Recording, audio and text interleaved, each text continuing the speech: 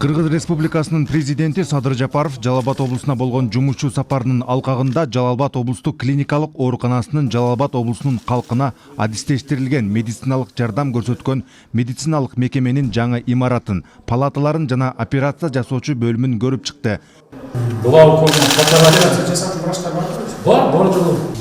100 жатак орунга эсептелген жаңы корпуста 4 бөлүм бар.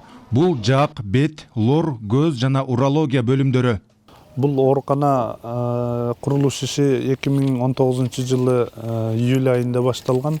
Жалпы курулуш иштери 2021 жылдын август айында аяктады. Анан ушул мезгилге чейин ички жабдыктары, мебелдери, анан медициналык аппаратуралардын келиши бир аз ошол баанын кымбаттап кетишине аны ошол утуп алган фирма, Алмата фирмасы ошол менен аны себептүүлүгүн айтып атат. Бұл жалпы сметалык акчасы 111 миллион менен утуп алган Алмата фирмасы 77,5 миллион сомго Кыргыз Республикасынын өкмөтү тарабынан каржыланды. Ошондой эле президент Садыр Жапаров Жалал Абад облустук клиникалык ооруканасынын жамааты менен жолугушуп баарлашты. Ал 2 жылдан бери эч нерсеге карабай коронавирус менен күрөшүп келе жаткан медицина кызматкерлеринин талыкпаган эмгегин белгиледи. Сиздердин эмгегиңиздер менен биз ошол ооруну жеңип чыгып атабыз. Кудайга шүгүр, бүгүн ушу бир 40-50 тегерегинде гана катталат күнүнө. Азайды. Ушу сиздердин эмгегиңиздер ошонун. Биринчи Кудайдын кудурети, анан сиздердин эмгегиңиздер. Сиздер болбосоңуздар, биз ал ооруну эч убакта жеңбейбиз. Мамлекет башчысы бул жаатта кадрлардын жетишсиздигине, өзгөчө айылдарда үй бүлөлүк дарыгерлердин жетишсиздигине токтолду. Көпчүлүгү айлык маянанын аздыгынан чет өлкөгө иштегени кеткен. Мамлекет кетип калгандарды мекенине кайтаруу үчүн айлык акыны дагы жогорулатууну пландаштырууда. Президент белгилегенде келерки жылы бюджеттик тармакта иштегендердин, анын ичинде дарыгерлердин айлык акысын жогорулатуу пландалууда. 1 апрелден баштап мугалимдердикин, сиздердикин, милиция кызматкерлердикин бардыгын мамлекеттик кызматкерлердин айлыктарын көтөрүп беребиз. Медицина кызматкерлери менен болгон баарлашуу учурунда ден соолук кербени көчмө медициналык комплекстери бажы жол жоболорундагы көйгөйлөрдөн улам аймактарга чыга албай жатканы белгилүү болду. Буга байланыштуу президент Садыр Жапаров облустагы көчмө медициналык комплекстердин мындан аркы иштеши үчүн бардык бажы процедураларынан өтүү маселесин тез арада чечүүнү тапшырды. Андан соң мамлекет башчысы көк арт ашуусу аркылуу өтүүчү туннелдин курулушунун жүрүшүн көрдү. Мамлекет башчысына бүгүнкү күндө Кыргызстандагы ири туннелдерден боло турган туннелдин 2991 метринде иштер бүткөрүлгөнү маалымдалды. 900 метр калды, основной туннелибиз. Штольня бар, сервисный. Штольня болсо 200 метр калды.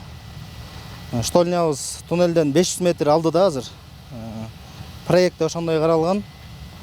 Ошол жердеги породаларды алдын ала штольня менен алдында болуш керек. Туннелден 500 метр алдыда да. Туннелде проектте бизде штольня менен туннелдин ортосуна кошулуштар 300 метр сайын сбойкаларыбыз бар. Ошондой эле 300 метр сайын уширенияларыбыз бар. Ичинде машиналар токтогонго. Туннелди куруу боюнча иштер бир учурда эки тарабынан жүрүүдө. Бир тарабы түштүктөн, бир тарабы түндүктөн тешилүүдө.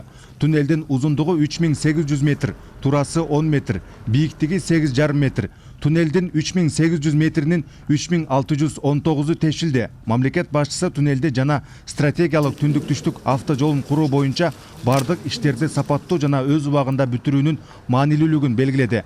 Президент Садыр Жапаров транспорт жана коммуникациялар министрлигине түндүк-түштүк альтернативдик автожолун куруу долбоорунун аткарылышын көзөмөлдөөнү тапшырды. Ал бардык заманбап стандарттарга жана эл аралык талаптарга жооп бериши керек. Гидроизоляциялар каралган, дренажный системалары, бетондор өзгөчө бул жерде. Бетондорду B25 деп коебуз, морозостойкостька, водонепроницаемостька бардыгы добавкалар кошулуп, сапат жагынан бардык ГОСТторго жооп берет. Буга чейин дыйкан фермерлер үчүн берилип келген арзан пайыздагы насыялардын болгону 3% гана дыйкандарга берилсе, калганы чоңдор алып иштетип келген. Мындай маалыматты Садыр Жапаров Сузак районунун тургундары менен болгон жолугушууда белгилеп, мындан ары мындай аракеттер болбой турганына токтолду. Буга чейин мен май айларында тапшырма берип текшерип чыккыла банктардын баарын эмне үчүн жерлер жакшы айдалбайт деп тапшырма бергем. Өткөндө мага 1 ай мурун алып келип берди. ушуга чейин акыркы бир 10 жылда айрыкча 3% дыйкандарга жетип жүрүптүр, кредиттер силерге жетип жүрүптүр. Калганын бүт эле ошо Бишкектен, областтан чоңдору, министрлер, чоң бизнесмендер алып колдонот экен, кайра жаап коет экен. Ал эми дыйкандарга берилген акча да мисалы 6% менен 7% менен мурда берилчү. Азыр эми ошону толук көзөмөлгө алып, мына Камчыбек Кыдыршаевичке тапшырма бердим, текшерип атат азыр. Жаңы жылдан кийин, мындан кийинки бөлүнгөн акчаны ар бир тыйынына чейин сиздерге, дыйкандарга, фермерлерге жеткидей кылабыз.